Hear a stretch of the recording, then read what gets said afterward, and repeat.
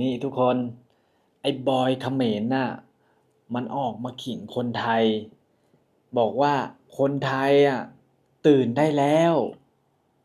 คนเขมรน่ะเขาผลิตโค้กกินเองแล้วนะเขาไม่ได้กินของไทยแถมยังฝากถึงชาวไทยว่าอีก3-4 ปีนะประเทศเขมรน่ะจะเลิกนำเข้าสินค้าไทยสินค้าไทยจะไม่มีในประเทศเขมรเนี่ยเขายังบอกด้วยว่าโค้กของเขาเนี่ยดังระดับโลกนะไทยมีเหมือนเขมรป่ะโค้กมีไหมโหยนะนี่แหละครับทุกคนมันก็เป็นความคิดของคนเขมรนะเนาะขนาดโค้กนะยังเอามาขิงคนไทย เนี่ยอยู่ที่ไทยนะบอยเดินเข้าเซเว่นนะโอ้โหมีเป็น100 อย่าง1,000 อย่างนะเองจะเลิกกินอะไรน้ำหวานเนี่ยไม่ต้องห่วงครับของไทยมีคุณภาพสูงกว่าของเขมรเยอะของไทยส่งออกระดับโลกด้วยนะบอยรู้หรือยังเนี่ยประเทศเขมรบอยยังใช้ของไทยอยู่เลยบอยเอาอะไรมาขิงคนไทยบอกว่าเขมรนะครับจะแซงหน้าไทยโอ้โหเนี่ยน้ำโค้กน้ำเปล่าผสมน้ำแดงและเติมน้ำตาลหรือเปล่าก็ไม่รู้กินได้หรือเปล่าของจีนแดงนะโรงงานจีนนะ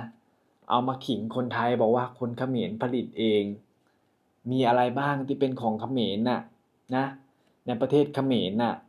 มีแต่ของจีนทั้งนั้นของก๊อปเกรดเอเต็มที่นะในเขมรเต็มที่ของก๊อปเกรดเอคนเขมรไม่มีปัญญาผลิตเองหรอกขนาดเส้นมาม่ายังทำไม่ได้เลยคิดเอานะ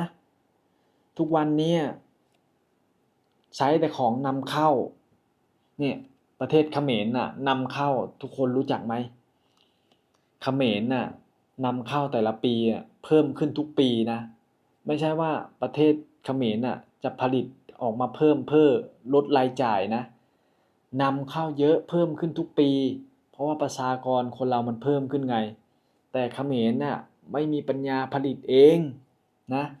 ใช้แต่ของนำเข้าปกตินี่ของใช้พวกต่างๆนานานำเข้าจากประเทศไทยนะปัจจุบันนี้ก็แย่หน่อยเพราะว่าไทยไม่ส่งออกแต่เขมรไอ้บอยนะมาขิงว่าต่อไปจะไม่ใช้ของไทยโอ้โหอย่างกับไทยจะไปแคร์นะคนไทยมี70 ล้านคนผลิตให้เขากินกันเองก็ได้ไม่ต้องส่งออกหรอกนะประเทศขอทานนี่เขาบอกเขาเป็นประเทศขอทานแต่เขาสามารถผลิตโคกขายเองได้เขาบอกเขาไม่ง้อไทยแล้วนะอีก2-3 ปีเขาจะผลิตของทุกอย่างขายในเขมรโดยที่ไม่ต้องนำสินค้าไทยเข้าไปในประเทศเขมรโอ้ยนี่พวกน้ำอัดลมต่างๆนานาของไทยนะเขาส่งไประดับโลกนู่นระดับนานาชาตินู่นเขมรมีอะไรบ้างไปแข่งกับเขานะเขาบอกว่าทุกสิ่งทุกอย่างเนี่ยเจ้าของโค้กเนี่ยผลิตหลายอย่างมากในเขมรไม่นานหรอก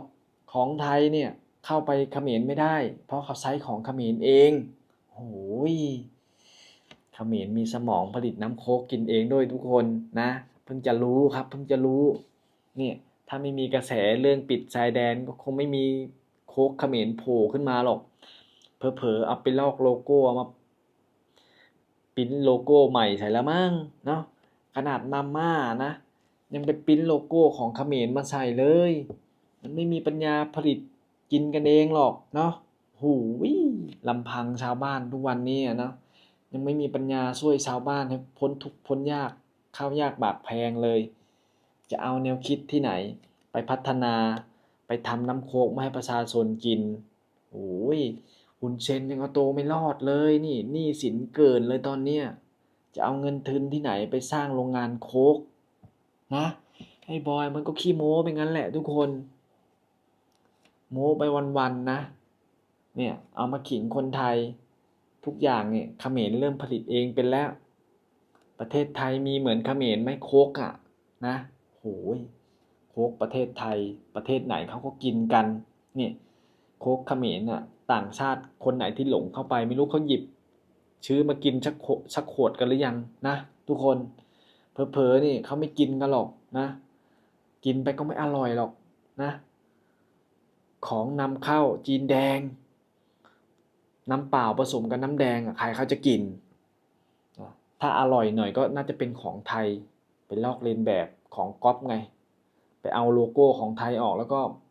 ปริ้นโลโก้เขมรใส่นะไอ้บอยมันก็เอามาขิงใหญ่เลยหุยโค้กเขมรระดับโลกนะ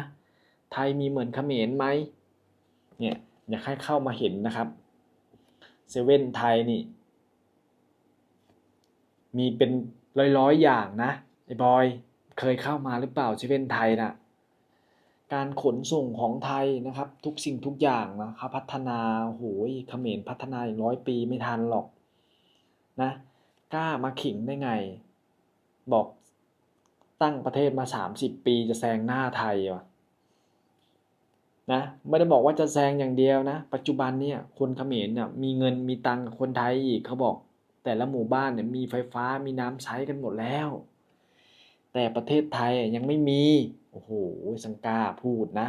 นี่สมองมีเท่าเล็บมือนะคำพูดคำจาเนี่ยโอ้โหอยู่ท้องฟ้านู่นนะคนเขมรเขาเป็นแบบนี้กันทุกคนนะการคิดการพัฒนาเขาไม่ได้สร้างสรรค์เนี่ยผลิตมาก็ใช้กินเองนะไม่ต้องส่งออกหรอกเพราะส่งออกไปก็ไม่มีใครซื้อใครกินน้ำแดงผสมน้ำเปล่าใครเขาจะกินนะบอยเอ้ยเอาสมองส่วนไหนมาขิงใส่โค้กไทยนะเขาบอกว่าเขมรเริ่มพัฒนาแล้วอีก5 ปีของไทยในชั้นวางของจะไม่มีเข้าเขมรพูดแล้วไม่รู้จะพูดยังไงทุกคนนะคุยกับไอ้บอยอ่ะนะเหมือนคุยกับคนไม่รู้เรื่องขนาดสนามบินเตโซนะมันจะบอกว่าคนกัมพูชาเป็นคนสร้างเองไม่ใช่จีนทั้งที่เขารู้หมดทั้งโลกแล้วว่าเป็นของจีนสร้างเป็นหนี้สินจีนเนาะเป็นหนี้จีนอ่ะใช้อีกสัก100 ชาติก็ไม่รู้จะจบหรือเปล่านะตอนนี้จีนเริ่มแบบตามหนี้ตามสินแล้วเพราะว่าเขมรอ่ะไม่มีปัญญาไปจ่ายนี่จะไปกู้ MS อะไรสักอย่างนี่แหละเขาไม่ให้กู้นะโอ้โหไอ้บอยบอกจะแซงหน้าไทยนะมีตังไปใช้หนี้เขาก่อนค่อยมาโม้นะบอยนะ